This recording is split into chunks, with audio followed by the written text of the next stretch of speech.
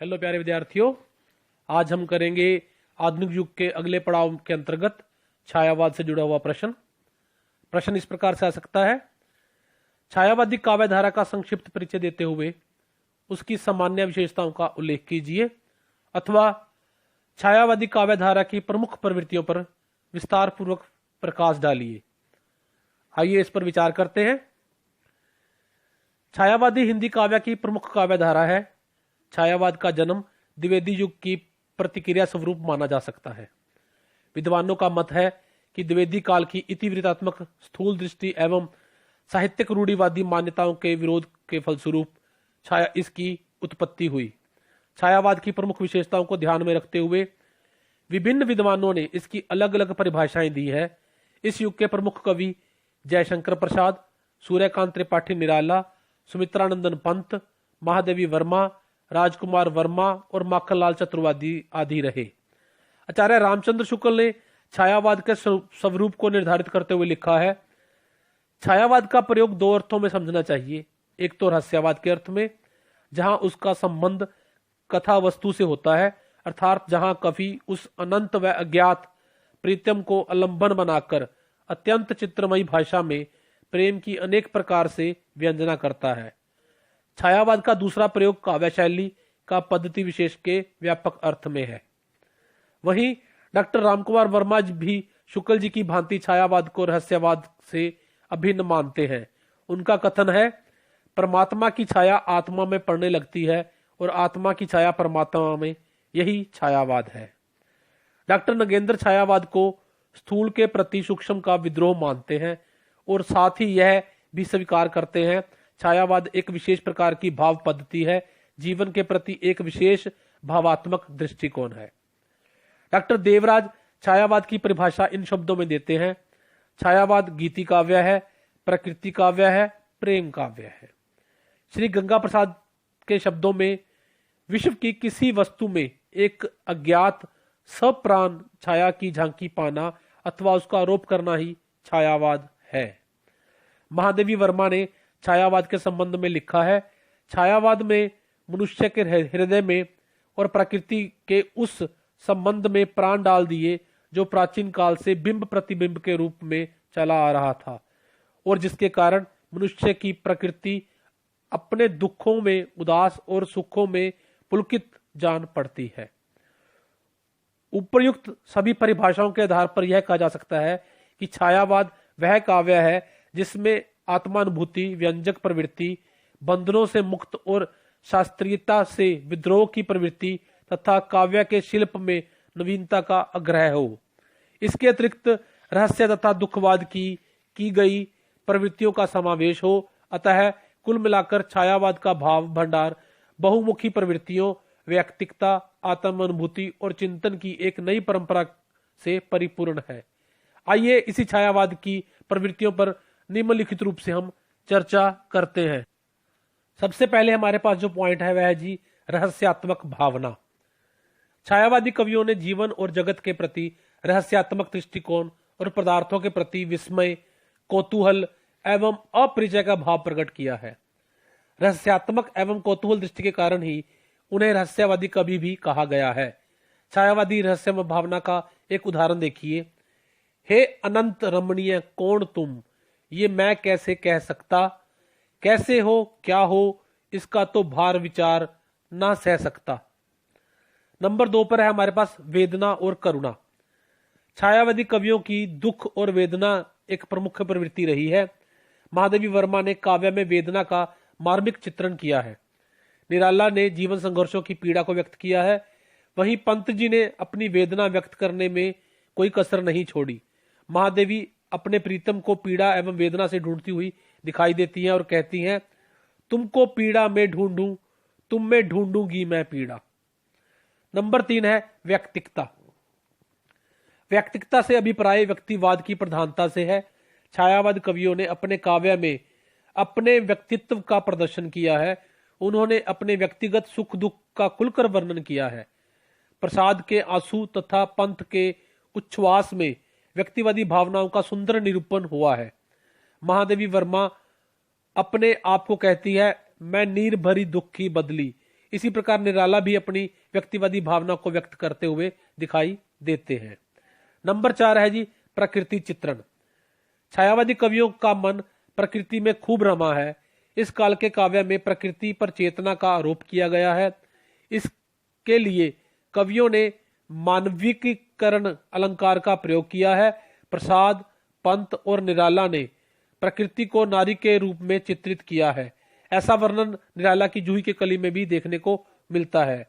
इसी प्रकार महादेवी तो प्रकृति के विविध उपकरणों में से अपना श्रृंगार करती हुई दिखाई जान पड़ती है। वह कहती है, रंजित कर वे यह शीतल चरण, वे नव अशोक का अरुण राग, मेरे मंडन को आज मधुर ला रजनी गंधा का पराग। नंबर 5 है जी नारी सौंदर्य एवं प्रेम का चित्रण। इस काल के कवियों ने नारी का चित्रण सूक्ष्म और अश्लीलता से रहित किया है।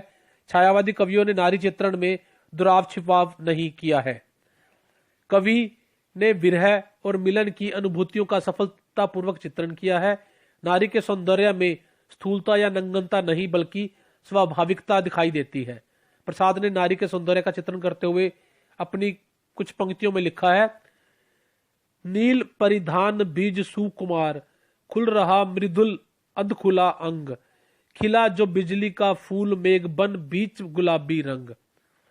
नंबर 6 पर है हमारे पास जी मानवतावादी काव्य। सभी छायावादी कवियों ने मानवीय महत्ता के गीत गाए हैं। प्रसाद ने कामायनी में विजयिनी मानवता का चित्रण किया है। पंत ने मानव को सृष्टि की सुंदरतम कृति माना है। इसी प्रकार छायावादी काव्य में कदम कदम पर मानवीय गुणों का उल्लेख भी किया गया है। कृषक की दयनीय दशा देखकर निराला जी कह उठते हैं, तुझे बुलाता कृषक अधीर, चूस लिया है उसका सार, हाड़ मास ही है आधार। नंबर 7 है जी राष्ट्रीय भावना। छायावादी कविता में राष्ट्रीय भावना और देश प्रेम का सुंदर वर्णन भी दिखाई देता है। देश प्रेम की भावना के कई रूप हैं। प्राचीन के गौरव का स्मरण तथा देश के प्राकृतिक सौंदर्य के प्रति अनुराग की इस काव्य में सुंदर अभिव्यक्ति हुई है। प्रसाद जी की निम्नलिखित पंक्तियां इसी ओर संकेत करती हुई दिखाई देती हैं। अरुण यह मधुमय देश हमारा, जहां पहुंच अनजान क्षितिज को मिलता एक सहारा। नंबर 8 है जी युग बोध। छायावादी कवियों ने युग बोध का वर्णन करते हुए बौद्धिकता, असंगति और अशांति आदि का चित्रण भी किया है। इस संदर्भ में कवि कहता है, ज्ञान दूर कुछ क्रिया भिन्न है, इच्छा क्यों पूरी हो मन की, एक दूसरे से मिल ना सके, यह विडंबना है जीवन की। नंबर 9 है जी पलायन की भावना। कुछ आलोचकों के दृष्टिकोण से व्यक्तिक प्रेम भावना और दर्शन के प्रति आकर्षण ही पलायन प्रवृत्ति की भावना का परिणाम है। प्रत्येक छायावादी उस पार की चर्चा करता है। वह संसार के कोलाहल से दूर किसी शांत लोक में विचरण करना चाहता है।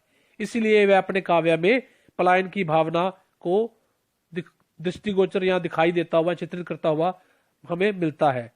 इस संदर्भ में प्रसाद की पंक्तियां देखिए, ले चल वहां बुलावा देकर मेरे नाविक धीरे धीरे। वहीं पंत कहते हैं, हमें जाना है जग के पार। इसी श्रेणी में महादेवी वर्मा कहती हैं, तोड़ दो यह क्षितिज, मैं भी देख लूं उस ओर क्या है। उपरोक्त भावनाओं को आलोचक पलायनवाद का नाम देते हैं। इस प्रकार उस पार की चर्चा प्रत्येक छायावादी कवि ने अपने काव्य में की है। ये एक महत्वपूर्ण प्रवृत्ति बन के हमारे सामने आता है। नंबर 10 पर है जी हमारे पास अभिव्यंजना शैली में क्रांति। छायावाद में जिस प्रकार द्विवेदी युगिन इतिवृत्तात्मकता प्रवृत्ति के प्रति विद्रोह की भावना है, उसी प्रकार उसकी अभिव्यंजना शैली का भी बदला हुआ रूप दिखाई पड़ता है। इन कवियों ने अपने भावों को प्रकट करने के लिए अभिधात्मक एवं वर्णन प्रधान शैली को ना अपनाकर लाक्षणिक एवं प्रतीकात्मक शैली का प्रयोग अपने काव्य में किया है। छायावादी कवियों ने प्रायः गीत लिखे हैं। यह गीति तत्व कवि के मानस की रागात्मक प्रवृत्ति के अनुकूल है। चित्र शैली का उत्कृष्ट स्वरूप है। अलंकारों के बारे में पूर्वाग्रह से मुक्ति और अंग्रेजी के विशेषण विपर्य मानवीयकरण तथा व्यंजना का खुलकर प्रयोग किया है। पुनः कविता और छंद का घनिष्ठ संबंध प्रतीकों का बाहुल्य, बाह्य जगत की अपेक्षा अंतर जगत तथा भावनाओं के चित्रण पर भी इन्होंने बल दिया है। मूर्त से अमूर्त तथा अमूर्त से मूर्त उपमानों को खोजा, प्रभाव साम्य की ओर विशेष ध्यान दिया है। यही इनकी प्रवृत्ति बनके हमारे सामने आता है। छायावादी काव्य अंतर्वृत्ति का काव्य है। इसमें स्थूल वर्णन कम और सूक्ष्म वर्णन अधिक है। प्रकृति पर छायावादी कवियों ने मानवीय भावनाओं का आरोप किया है। प्रकृति मनुष्य की भावनाओं के प्रतीक रूप से आई है, जैसे कूल सुख के अर्थ में, शूल दुख के अर्थ में, संध्या उदासी के अर्थ में, झंझावात मनुष्य के आंतरिक द्वंद्व के अर्थ के रूप में प्रयुक्त हुए हैं। दर्शन और प्रेम के वर्णन में यह प्रतीकात्मकता बहुत ही सुंदर बन पड़ी है। छायावादी काव्य में प्राचीन अलंकारों के साथ साथ अंग्रेजी साहित्य के दो नए अलंकार मानवीकरण तथा विशेषण विपर्य का भी प्रयोग दिखाई देता है। मानवीकरण में प्राकृतिक पदार्थों जैसे प्रातः, संध्या, बादल, सूर्य, चंद्र आदि पर मानवीय भावनाओं का आरोप किया गया है। वहीं विशेषण विपर्य में विशेषण का जो स्थान अभिधावृत्ति के लिए निश्चित है, उसने कहां से हटाकर लक्षण द्वारा दूसरी जगह आरोपित किया जाता है। इसके अतिरिक्त उपमा, रूपक, उल्लेख, संदेह, विरोधाभास आदि अलंकारों का भी सुंदर प्रयोग इसमें देखने को मिलता है। इस प्रकार हम देखते हैं कि छायावादी काव्य एक और द्विवेदी युग की इतिवृत्तात्मकता के विरुद्ध आवाज उठाता है, वहीं दूसरी ओर लाक्षणिक पदावली के माध्यम से अपने मन के भावों को व्यक्त करता है।